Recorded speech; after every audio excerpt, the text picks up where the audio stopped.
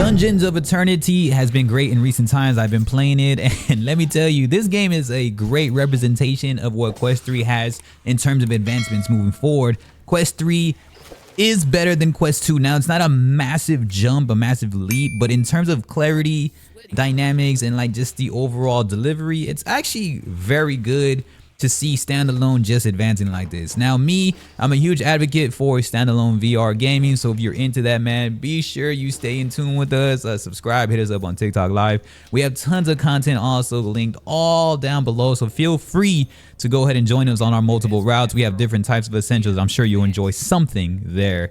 And what I see with this Quest 3 aspect is, okay, well, what's it really going to be doing for us aside from gaming? And Dungeons of Eternity really helps us out with that. It really enhances the way physics is being played now. It really gives us the social interactions that are a little bit more in depth. The graphics are a little bit better now. It looks a little bit cool. It is a game that I feel will slightly fall under the radar, but not in totality.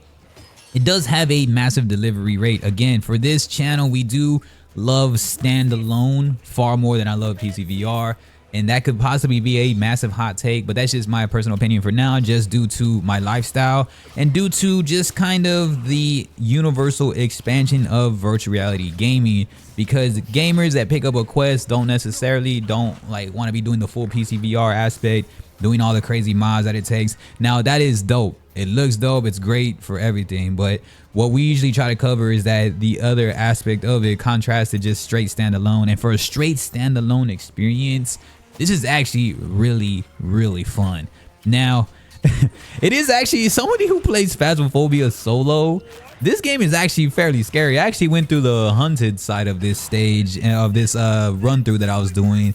And it's actually very scary playing alone. It's very immersive. It's very fun. It's all in your face. It's loud, and it plays like crazy suspenseful music. So this is by no means like a flat out horror game, but it gets there. It gets pretty suspenseful, and even it's rated like a teen game. It's not like full on mature with all this crazy stuff like a Paranormal Activity or Phasmophobia. But man, this game does deliver hilarious moments. I had a lot of clips already that I've been sharing, and they had been hilarious. And this Dungeons of Eternity is great. It can, I wouldn't say repetitive. There's tons of playability in terms of like the little maps that they do give you and different places to go. I don't know the exact terminology on it, so go ahead and help out your boy with that.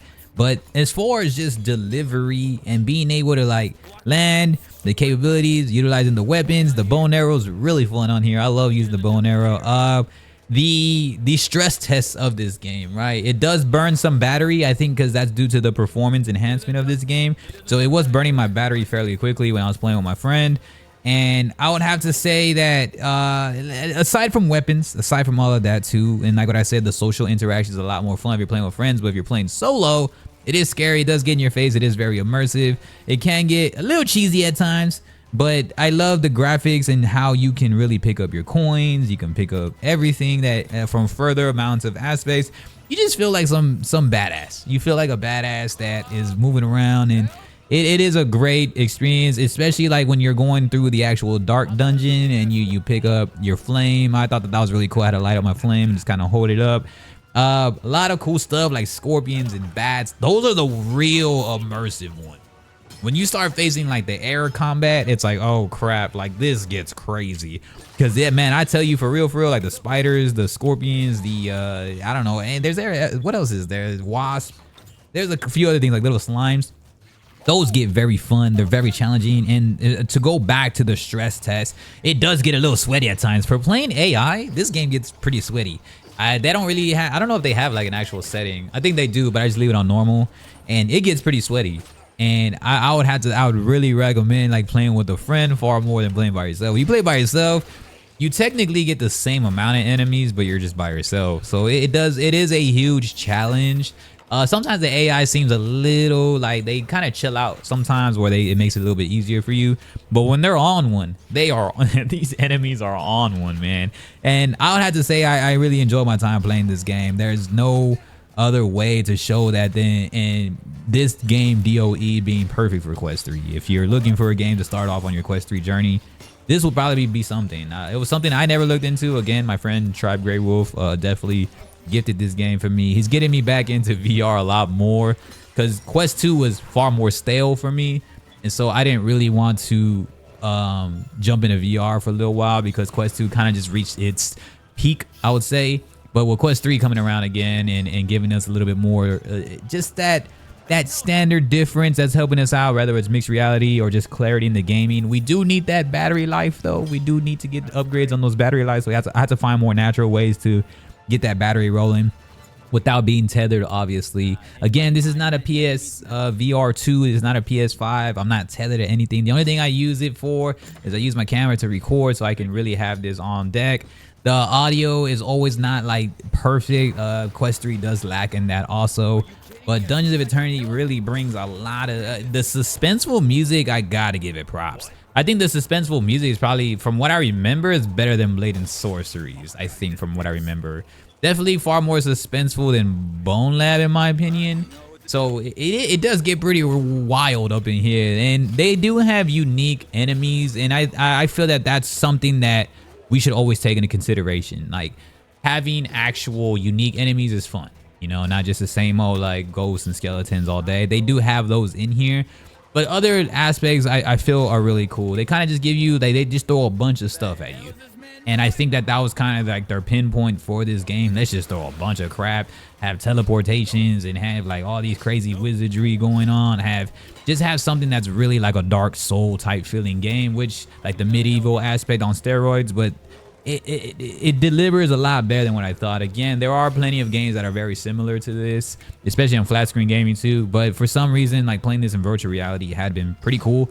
And it also gave me the scare factor that I was looking for when I'm alone. I'm a weirdo.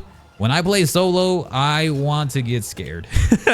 I want to get at least like immersed, not like jump scare all day, but more of immersive, like, whoa, that jumped in my face, or like enemy wise, or pop-ups, or kind of just something that's unique to help that experience make me feel like I'm in virtual reality. Again, virtual reality does lack that at times. So just to have the enemies jumping around at you, to have really I would say just that defining energy that really brings you into a realm of like, whoa, I'm here, like I've arrived.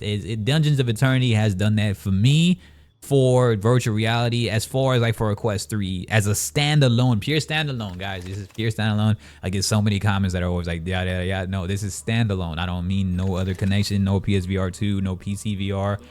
This had really delivered some quality stuff, and they do have high reviews that are not just like really spam or lying. Like these are legitimate, and I'm highly surprised with this game.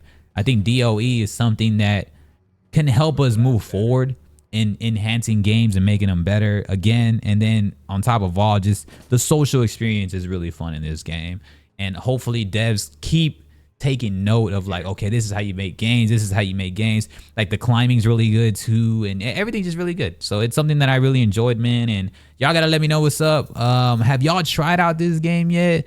Or what game do you feel is really that next level for Quest 3 currently? Let us know what's up, man. I'd love to share some thoughts on it and maybe try to play it, man. I appreciate y'all. Have a good one. Peace.